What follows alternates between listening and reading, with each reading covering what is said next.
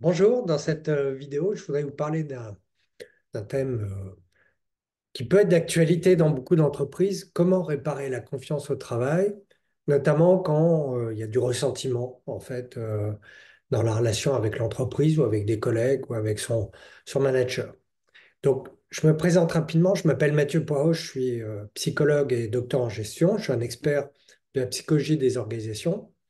Et on va passer quelques minutes sur ce thème pour vous donner un peu les éléments clés pour comprendre et agir par rapport à cette question de la confiance au travail et du ressentiment. Alors, première chose peut-être qu'il faut avoir en tête, c'est que de manière générale, le capitalisme repose sur la confiance. Je veux dire, vous partez en vacances cet été. Vous avez mangé une glace tranquillement à un endroit, c'est le lendemain, vous êtes malade, vous n'allez peut-être pas y retourner, il y aura peut-être des mauvais avis sur Internet, pareil dans un resto, n'importe quelle organisation, on attend d'elle, si elle vend un service ou un produit, est-ce que ça soit fiable quand on prend une voiture, on s'attend à ce que normalement ça fonctionne, un ordinateur, pareil. Le capitalisme, c'est un acte de confiance. Euh, dans lequel on présuppose à un moment donné que si on donne quelque chose, on va recevoir aussi en retour. Donc c'est un échange, c'est ce qu'on appelle un échange social.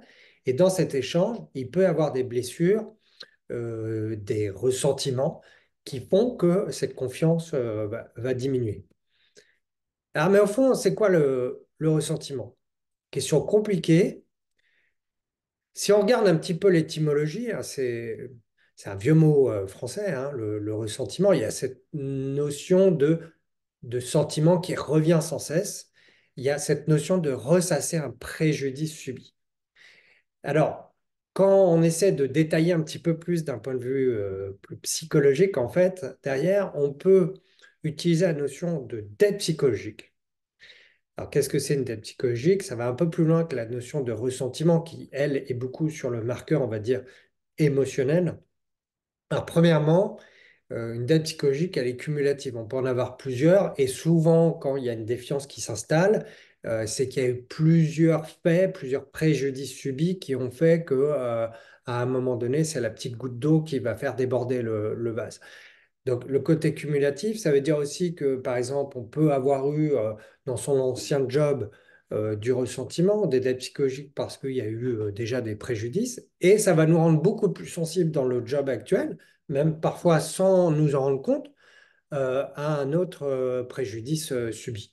J'ai été harcelé, j'ai vécu un burn-out, je reviens, bah, mon seuil de sensibilité, il est beaucoup plus bas et je vais ressentir les choses de manière plus rapide et plus forte. C'est aussi une pensée automatique. Au-delà de l'aspect émotionnel, c'est aussi la pensée automatique qui génère l'émotion. Ce n'est pas normal ce que je vis. Vous savez, c'est quand à 3 heures du matin, vous êtes en train de vous dire, mais c'est pas possible ce que je vis, c'est pas normal, il me doit quelque chose, on me doit quelque chose. On est vraiment en train d'être dans une pensée automatique qui vous dépasse et qui fait que sur des phases de repos ou des phases de travail, ben, on n'arrive pas à se concentrer parce qu'effectivement, il y a cette pensée automatique qui émerge. L'autre point, c'est que c'est orienté vers un but. Pourquoi on a cette pensée automatique? Bah parce que l'un des buts, c'est de retrouver un sentiment de dignité. Parce que le vrai préjudice de la dette psychologique, c'est le sentiment de dignité qui a été touché. Je me suis engagé de manière généreuse, j'ai eu confiance dans l'entreprise, donc j'ai donné de moi-même et en retour, j'ai l'impression d'avoir subi quelque chose. Donc, ça me touche sur le côté, est-ce que je suis utile et désirable? Est-ce que j'ai de la dignité de manière générale d'être humain? Et donc, le but d'une pensée automatique comme une dette psychologique, c'est de vous dire, ben, il faut absolument que dans ton environnement, on te réhabilite, on t'aide à réparer quelque chose qui a touché ta dignité. Et puis peut-être le dernier point qui est un peu plus sensible, un peu plus compliqué, c'est transmissible. Pourquoi? Parce qu'il y a un partage social des émotions. On identifie aussi si on est dans un climat psychologique qui est sécurisant ou pas.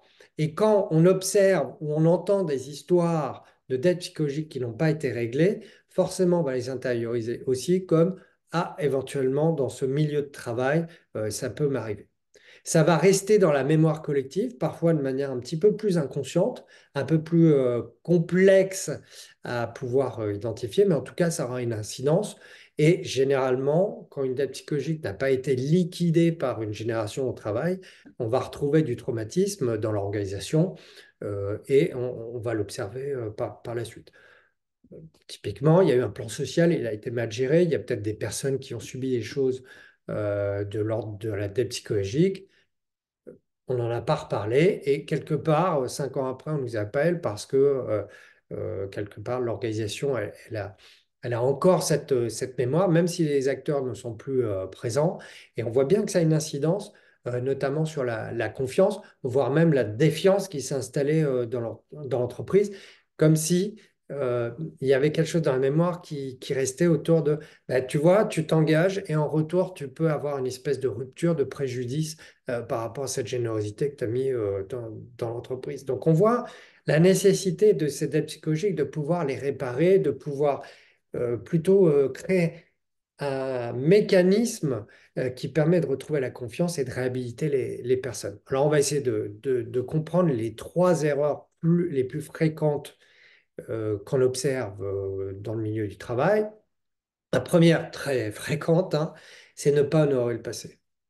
Alors, typiquement, c'est quoi? C'est le manager qui arrive qui dit, bon, alors, ce que vous faisiez avant, c'était pourri. Moi, je vais vous expliquer comment on fait. Dans mon entreprise, on faisait comme ça.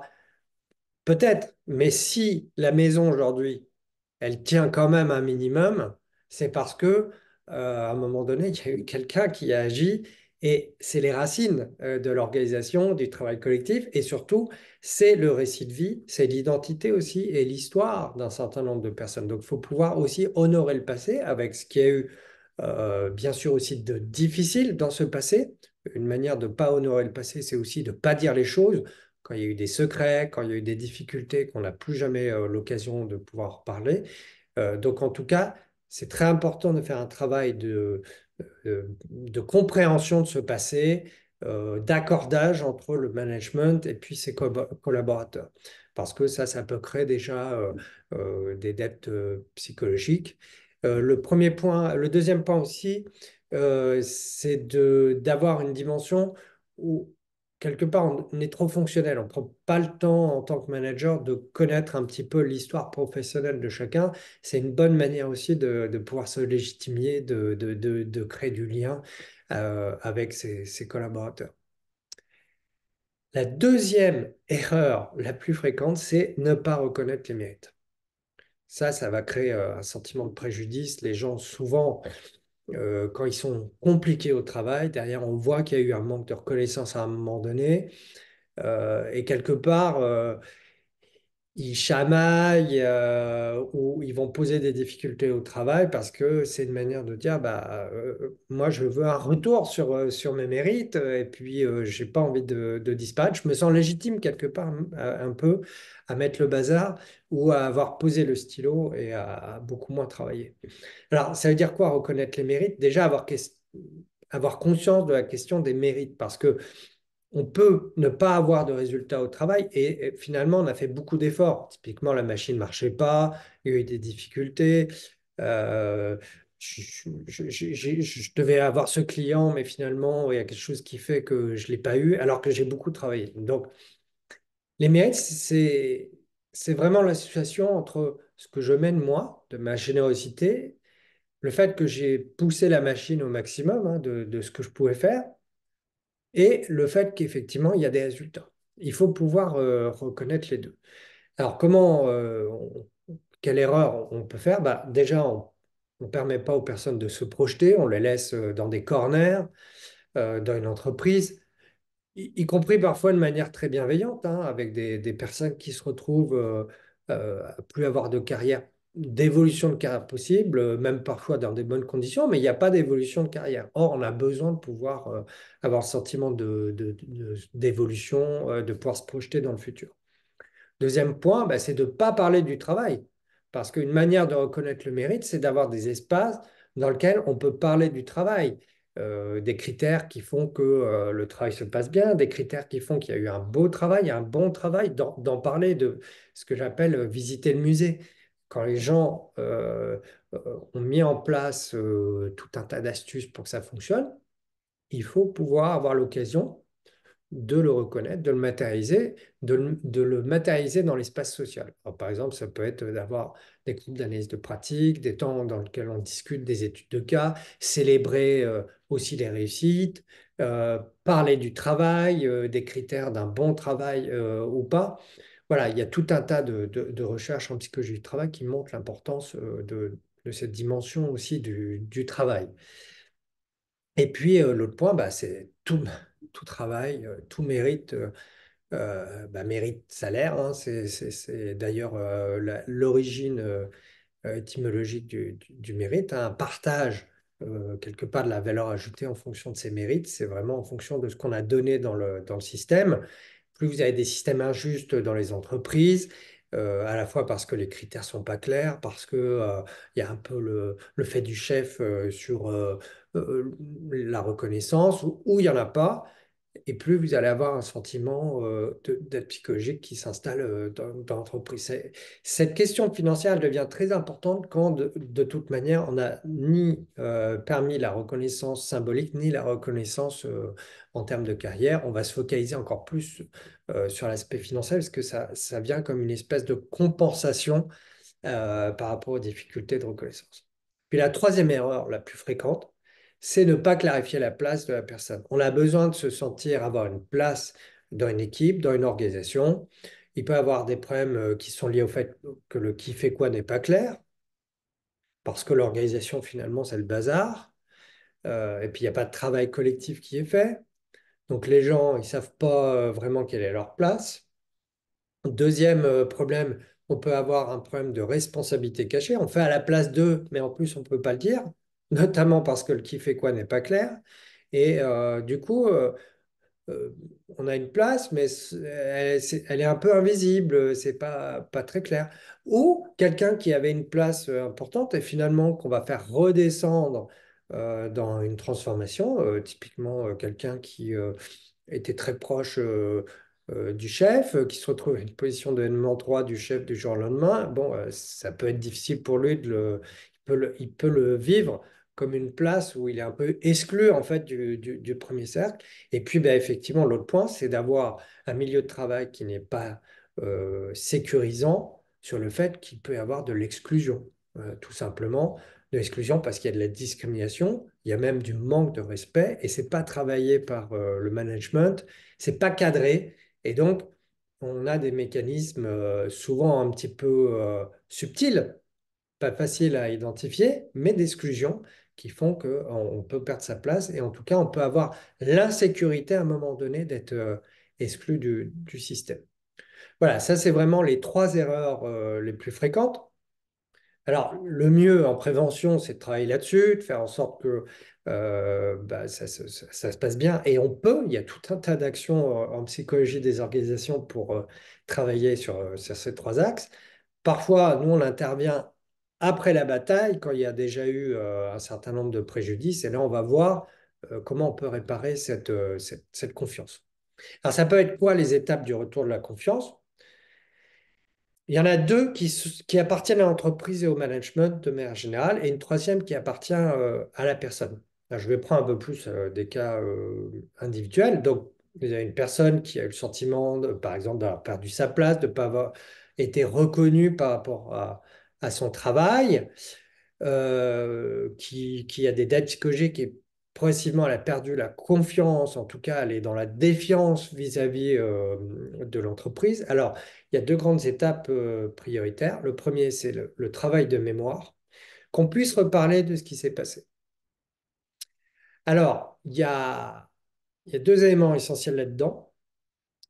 Premièrement, quand on fait un travail de mémoire pour une personne, ce qui est important, c'est avec qui elle va en parler. Paul Ricoeur a beaucoup travaillé sur la différence entre le qui et le quoi, qu'est-ce qu'on va dire, mais aussi auprès de qui. Ça, c'est très important. On parle d'ailleurs d'un phénomène d'attestation. Il faut une personne, quand on évoque un petit peu ses préjudices, sa mémoire informatique, qui fasse sens par rapport à l'entreprise. l'autre point, euh, par rapport au travail de Je n'ai pas mémoire, trouvé cela dans votre voilà, bibliothèque. l'ordinateur me parle,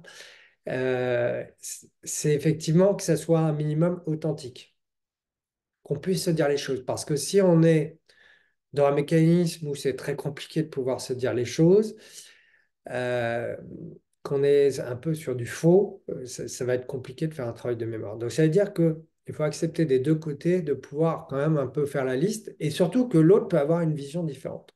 C'est pas facile parce qu'on est à la fois sur des faits concrets, mais aussi sur du vécu en fonction aussi de qui on est, de la place qu'on a, du contexte dans lequel on était avant, pendant et après. Donc, il y a une complexité aussi, c'est pour ça qu'on parle de travail de mémoire. Il faut se rapprocher d'une mémoire sur laquelle jamais personne n'aura le sentiment que c'est complètement satisfaisant, mais on s'est rapproché de l'essentiel et on a pu se dire les choses. Donc, premièrement, avec qui on va le faire? Il faut une personne qui ait suffisamment de portée symbolique pour qu'il y ait un phénomène d'attestation pour la personne et qu'elle ait le sentiment qu'elle a déposé les choses auprès de quelqu'un qui était important. Et deuxièmement, que ce travail il soit le plus authentique possible et que ça soit un travail de co-construction, de collaboration sur cette mémoire. Et il ne faut pas viser, faire en sorte que tout le monde soit satisfait par rapport à cette mémoire. Ça sera de toute manière une négociation. Une fois qu'on a fait ça, il faut se mettre d'accord sur la réparation. Alors, on peut avoir des réparations qui sont symboliques. Le fait que, par exemple, il y ait, je sais pas moi, un N+3 qui vienne s'excuser, ou qu'il y ait une étude de cas qui soit réalisée dans l'entreprise sur ce qui s'est passé pour éviter, ou qu'il y ait un document, une lettre d'excuse. Voilà, toute la dimension, on va dire, symbolique ou matérielle. Payer une formation à la personne, ou euh, redresser, on va dire, un petit peu les torts en termes de salaire ou par exemple retravailler sur son bureau, enfin quelque chose qui aurait une portée importante pour la personne ou pour un collectif hein, d'ailleurs. Là, le, le challenge, c'est de le faire, et j'insiste bien sur la co-construction avec la personne parce que peut très bien, il y a des entreprises, par exemple, typiquement sur un plan social, elles vont donner un gros chèque et elles pensent que ça suffit, mais peut-être qu'il y avait une dimension symbolique aussi qui était importante. Ou parfois, on s'excuse et puis la dimension matérielle, on l'achète par-dessus. Il faut partir aussi de la personne, pas penser à sa place et voir ce qui peut être acceptable et ce qui peut être réparateur pour cette personne. Alors, bien entendu, en faisant la différence entre ce qui est négociable, ce qui est non négociable. Euh, euh, vous n'allez pas non plus vous mettre en tant que chef ou entreprise dans une situation dans laquelle, par exemple, vous mettez un risque juridique ou financier pour une réparation ou le fait qu'il y ait un préjudice d'image. Donc, il faut quand même être dans quelque chose qui soit confortable aussi pour les deux parties. Une fois qu'on a fait ce travail-là, le travail de mémoire, de co-construction, de réparation, on a bien avancé. On va rentrer sur une troisième phase que je reprends les thérapies contextuelles qui ont beaucoup travaillé là-dessus, sur l'exonération. Je préfère ce terme à celui de pardon, parce que pardon, ça fait un peu moralisant, ça fait un peu obligatoire. L'exonération, c'est un peu plus clair, hein. On peut ne pas avoir pardonné à l'entreprise, mais se sentir, on va dire, suffisamment entendu et réparé pour se dire, bon, allez, hop, je lâche la dette psychologique et je passe à autre chose. Je suis prêt d'ailleurs à reprendre le risque de la confiance, que ce soit dans l'entreprise ou ailleurs, voilà, pour continuer en fait à être en relation, parce que la relation, encore une fois, c'est aussi une question de confiance, et la relation professionnelle, c'est aussi une question de confiance. Donc, c'est important l'exonération pour la personne, parce que c'est ce qui lui permet de se remettre dans cette position de relation, de générosité, de confiance, de pouvoir être de nouveau du coup, dans une forme de vitalité vis-à-vis de son travail. Mais la personne peut choisir de rester dans la dette psychologique. C'est son choix, mais c'est aussi sa responsabilité. Si les deux premières étapes ont été bien faites par l'entreprise et que la personne ne veut pas lâcher, que quelque part elle est sur une espèce de rente un peu victimaire par rapport à ses dettes psychologiques, c'est sa liberté, mais c'est aussi sa responsabilité. À ce moment-là, l'entreprise peut aussi dire, bah, nous, on arrête parce qu'on a fait le job et quelque part, toi, tu restes dans ce ressentiment, cette dette psychologique. Ça fait que la relation de travail, elle est plus possible en termes de confiance. Donc, il faut trouver une solution de séparation.